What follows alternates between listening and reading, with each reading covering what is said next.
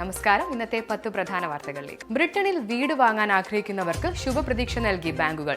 പുതുതായി വീട് വാങ്ങാൻ ഉദ്ദേശിക്കുന്നവർക്കും റീമോർഗേജിന് ഉദ്ദേശിക്കുന്നവർക്കും അനുഗ്രഹമായാണ് HSBCയും ബാർക്ലേസും ഫിക്സഡ് മോർഗേജ് നിരക്കുകൾ കുറയ്ക്കുന്നത്. ഇംഗ്ലണ്ടിലെ പോർട്സ്മൌത്തിൽ ആൺപാമ്പെന്ന് കരുതിയിരുന്ന പാമ്പിന് ഒറ്റപ്രസവത്തിൽ പിറന്നത് 14 കുഞ്ഞുങ്ങൾ. 9 വർഷമായി ഇണചേരാതെ കഴിഞ്ഞിരുന്ന 13 വയസ്സുകാരി റൊണാൾഡോയ്ക്ക് വിർജിൻ ബർത്ത് നടന്നതാണ് സംഭവത്തിലെ ഏറ്റവും വിചിത്രമായ കാര്യം. റോബോട്ടുകൾക്ക് കൂടുതൽ വൈകാരിക പ്രകടനങ്ങൾ സാധ്യമാക്കുന്നതിനായി ജീവനുള്ള ചർമ്മമെന്ന ആശയവുമായി ശാസ്ത്രജ്ഞർ. മനുഷ്യചർമ്മത്തിന്റെ ഘടന അടിസ്ഥാനമാക്കിയാണ് റോബോട്ടുകൾക്കുള്ള ചർമ്മം തയ്യാറാക്കുന്നത്.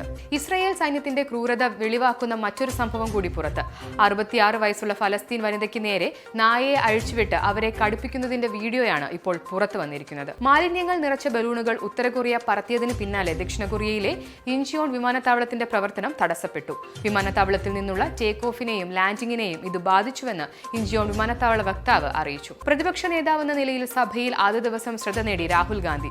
സ്പീക്കറെ തെരഞ്ഞെടുത്ത ശേഷം സ്പീക്കറെ ആനയിക്കാൻ എത്തിയതും തുടർന്ന് നടത്തിയ പ്രസംഗത്തിനും രാഹുൽ ഗാന്ധിക്ക് ഇന്ത്യ സഖ്യത്തിലെ പാർട്ടികളുടെ ആകെ പിന്തുണ ലഭിച്ചു.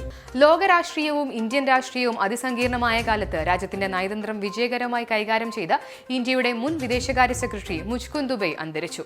ഹൃദ്രോഗത്തെ തുടർന്ന് ഏതാനും ദിവസങ്ങളായി ചികിത്സയിലായിരുന്ന അദ്ദേഹത്തിന്റെ അന്ത്യം ഡൽഹിയിലെ സ്വകാര്യ ആശുപത്രിയിലായിരുന്നു. കേരള നിയമസഭയിൽ സ്പീക്കറും പ്രതിപക്ഷവും തമ്മിലെ ഭിന്നത രൂക്ഷമാകുന്നു.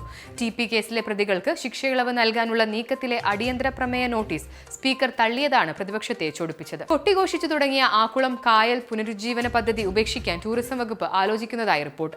നിർമ്മാണ കരാറെടുത്ത കമ്പനിയുമായി ഒത്തുപോകാൻ കഴിയാത്തതിനാൽ ടെൻഡർ റദ്ദാക്കാനുള്ള നീക്കത്തിലാണ് വിനോദസഞ്ചാര വകുപ്പ്. T20 സെമിയിൽ അഫ്ഗാന് ദയനീയ തോൽവി. ദക്ഷിണാഫ്രിക്കയ്ക്കെതിരെ സെമിയിൽ നേരിട്ടത് 9 വിക്കറ്റിന്റെ കൂറ്റൻ തോൽവി. ടോസ് നേടി ബാറ്റിംഗ് തെരഞ്ഞെടുത്ത അഫ്ഗാൻ 11.5 ഓവറിൽ 56-ന് എല്ലാവരും പുറത്തായി. ഇന്നത്തെ 10 പ്രധാന വാർത്തകൾ ഇവിടെ അവസാനിക്കുന്നു. നന്ദി. കൂടുതൽ വാർത്തകൾക്കും വിശദ വിവരങ്ങൾക്കും Anand TV UK channel subscribe ചെയ്യൂ. ഒപ്പം Anand TV mobile app download ചെയ്ത് സൗജന്യമായി ആസ്വദിക്കും.